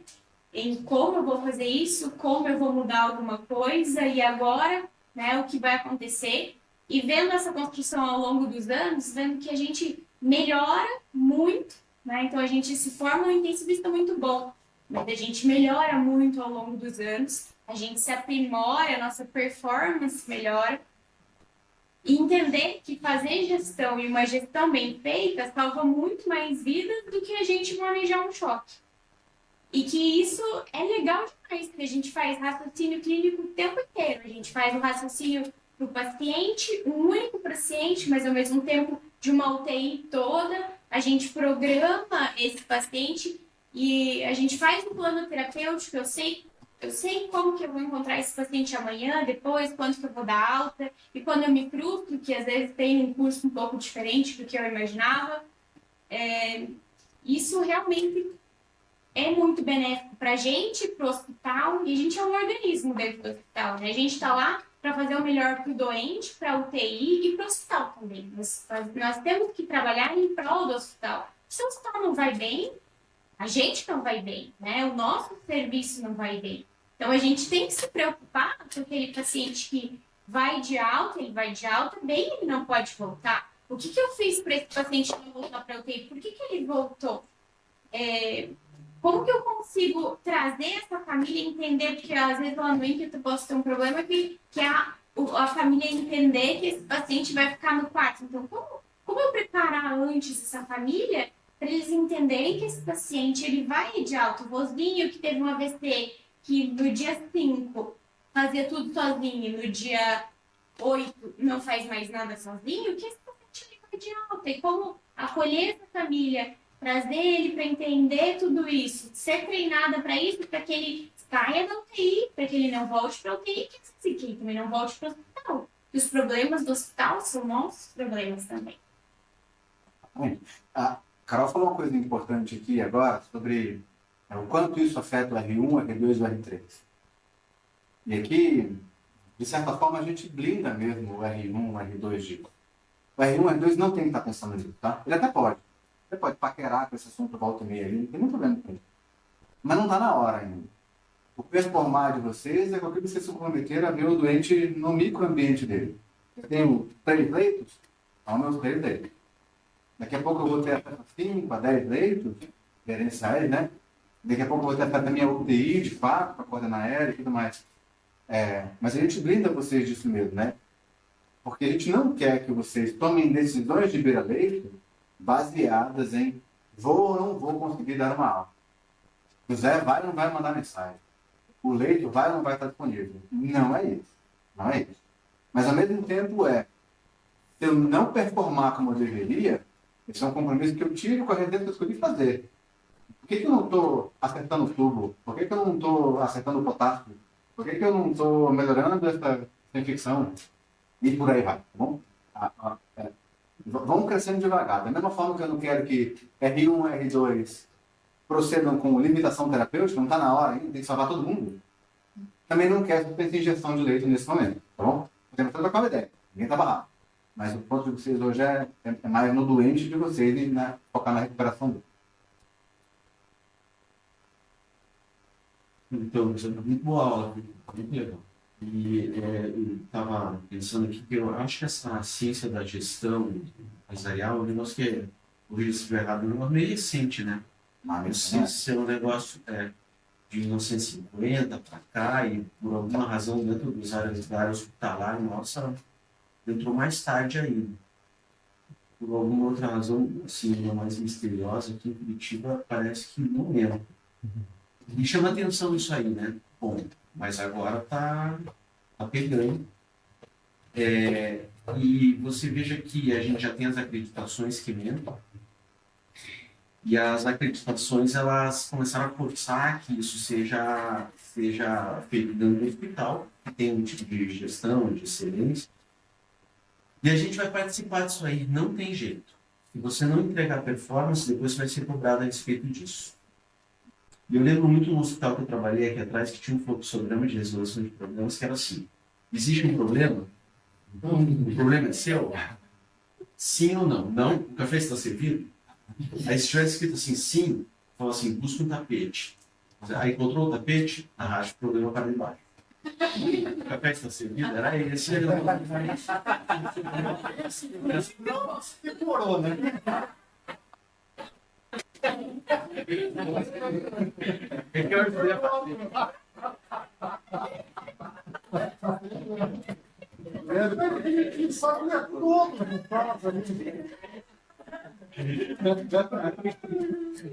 E agora, não dá mais para jogar, né? Esse fluxograma está desatualizado. A gente vai ter que começar a aprender a fazer isso aí, a entregar, porque senão vai chegar alguém que vai entregar, né? Então, esse tipo de performance, vamos dizer assim. Então, eu acho que faz parte da nossa residência agora. Eu mesmo sou cobrado disso aí, eu fico olhando e falo, meu Deus do céu, mano. Não sabia fazer, daí comecei a me formar, e daí começamos a aplicar. E eu acho que essa é a dificuldade de pegar um profissional da saúde, que assim, veja que o médico ele é famoso pela desorganização nas suas próprias contas, né? Vocês têm um negócio desse, né? Pô, o cara compra um carro lá, mas tá devendo o colégio dos filhos, um treco de maluco, entendeu? Então, essa desorganização, eu acho que vai ter que acabar e a gente vai ter que começar a trabalhar num nível mais sério essa parte de gestão, né? E alinhado ao cuidado do paciente. Né? Existe uma teoria que hoje ainda é verdade, pai, é de que a escola não anda bem com a sustentabilidade no hospital. Porque existe um modelo de ensinar medicina que não tenta, entendeu? Ruim, isso estica muita corda, sabe? Porque a gente, dentro de um modelo, só chamar de HCSOide, né? Um modelo HCSOide, clinicar demais, faz com que o doente que poderia ter fácil o cuidado terminado em outro ambiente, quem sabe em casa, fique no hospital mais tempo. Porque eu preciso ensinar para esse cara a fazer um diagnóstico de anemia, sei lá qual. Hoje tem um pouquinho caído por terra isso. Hoje os hospitais, mesmo nas escolas, têm entendido que os seus alunos têm que também aprender sobre sustentabilidade e eficiência. Chegar cedo, dar uma aula cedo, garantir o cuidado, fazer um plano terapêutico. E quando a gente para pensar, ninguém está pedindo nada diferente. Aí, só, na execução do plano de cuidado, esse é o maior ambiente, cara? Essa é a pergunta. Porque se na execução do plano de cuidado for a reconciliação de antipertensivos, a UTI talvez não seja o melhor lugar para ele. Entendeu? Então é só uma pergunta a mais no programa de onde esse paciente vai parar. E a gente tem que provocar um pouco isso com a escola. A escola é muito mal vista para os hospitais que estão no vermelho, sabe? Por um lado, eles querem esse residente, eles querem essa mão de obra, porque ela é barata, ela toca o hospital, contratam menos assistentes e os residentes são tutorados por eles. Então, o honorário médico fica ali no meu controle. mas acabam praticando uma medicina muito ineficiente e que o custo fica elas por elas, até muito mais. Então, a gente aqui, como uma residência que pensa à frente, numa especialidade que vai sempre estar envolvida com gestão, como vocês falaram, não tem muito como. Isso tem que estar na cabeça de vocês, sobre entregar valor da forma mais eficiente possível. Mas tentem separar isso da inação, da omissão, do não cuidado. São coisas completamente diferentes. Pertinência. É pertinente? Manda bala. Manda bala. Para não meter nessa conversa aí, eu sou da academia, né? Eu sou do Estado Público. Mas ele falou.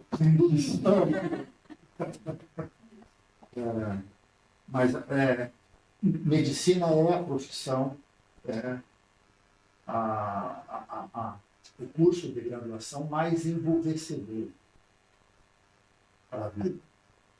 Eu repito isso há muito tempo. Né? Porque medicina só te ensina a praticar um método clínico de resolver problemas. Que é como você aborda um doente, como é que você faz um diagnóstico, como é que você toma decisões de diagnóstico, decisões de... Ela para aí. Não te ensina a nada na vida. Você nunca deve conhecer na tua vida alguém que faz uma profissão e faz a medicina como um segundo curso. A medicina não acrescenta nada a nenhum curso. Ela só serve como atividade. Né? Você vai ver um monte de médicos fazendo direito. Tem engenharia, um monte de médicos fazendo economia, um monte de médicos fazendo história, filosofia. Mas nunca ninguém fazendo medicina como segundo curso. Porque medicina não serve para nada, e não para atender outra. Então, isso é um defeito de origem no currículo. O currículo da medicina é de 1922. Um cara chamado Flexner. Então, ele tem 104 anos. 2 anos de base, 2 anos de clínica, 2 anos de prática. Ele forma um médico emburrecido, que só serve para poder fazer um outro plantão e fazer aquilo. Não serve para cuidar das suas contas, não serve para cuidar da sua família, não serve para poder fazer um contrato, ele não sabe ler nada, não serve, ele não faz. E isso é um problema. Né? Um dos grandes problemas da saúde é que você lida com profissionais que acham que eles só têm compromisso só com o doente que ele está tendo. Isso traz uma série de outras repercussões. Então, embora eu seja de lá, a gente sempre teve essa veia que não se perde, de se preocupar mais do que só com o ato médico, de se preocupar com o ambiente, de se preocupar com o todo também. Eu acho isso muito legal.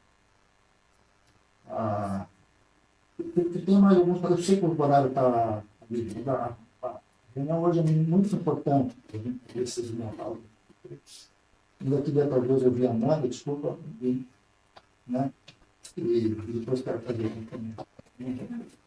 Bom, que aula maravilhosa, Zé. Eu aprendo muito com você sempre e acho que os meninos terem essa aula desde o início, assim, a gente fala na beira do leito que o R1 ele se preocupa muito com o clínico. E ele tem que se preocupar mesmo com o diagnóstico, com o exame, mas aos poucos eles vão desenvolvendo ao longo da residência esse olhar para o macro. E eu sempre falo, não existe almoço de graça. Né? Se a gente está errando aqui, se a gente está pedindo mais, alguém está pagando a conta. Não existe almoço de graça.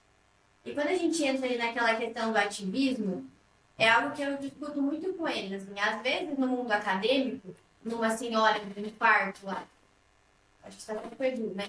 Um parto com 95 anos, se a gente for um academicismo, alto risco cardiovascular, precisa da investigação. Mas a gente vai realmente investigar de forma invasiva uma doente? O acadêmico não é o que é melhor para o doente, a gente vai sempre fazer o que é melhor para o doente. Sempre essa tem que ser a conta. Então, no ativismo, talvez é algo que os R1s possam começar a pensar aos pouquinhos, aprendendo com o clínico, mas entendendo isso, e que a gente pode ponderar diferente. Vocês me veem numa UTI SUS e numa UTI convênio, né? Então, é a mesma pessoa que atua de forma flexível, e o intensivista ele tem que ser flexível. Assim como na UTI SUS a gente adianta a alta para puxar o TT porque tem doente precisando, na convênio, às vezes, eu consigo ajustar a glicemia, eu consigo ter mais tempo e fazer essa transição de cuidado com mais calma, eu consigo planejar uma alta com uma família difícil, E acho que nessa questão do ativismo, puxando um pouco do convênio, talvez o Pouso e a Carol possam ter impressões parecidas, a gente tem muitas famílias mais demandantes e que solicitam muitas coisas, né? E daí, enquanto nessa questão de a gente sair também pedindo e não escolhendo com sabedoria as intervenções que vão ser feitas por doente, a gente acaba fazendo mal, e daí o nosso mal aqui com a família está sendo o quê?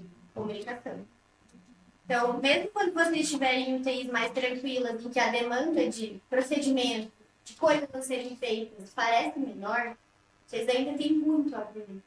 Muito a aprender sobre a gestão daquele lugar, sobre o macro, sobre a comunicação com a equipe, sobre a comunicação com a família. Tá?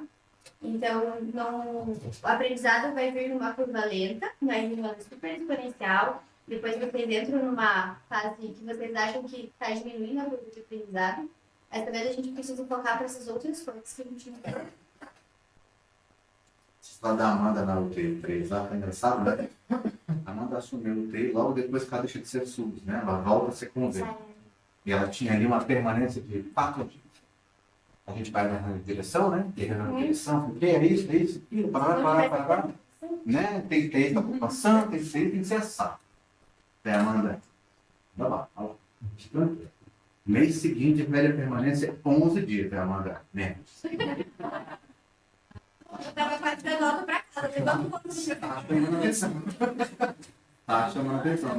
Evoluiu bem evoluidinho, mas ela calibrou ali, né? Se não tiver o SUS, 11, né? Conta aqui, 11. É só a Ivone, ela desviou. Agora você veio de outra lá.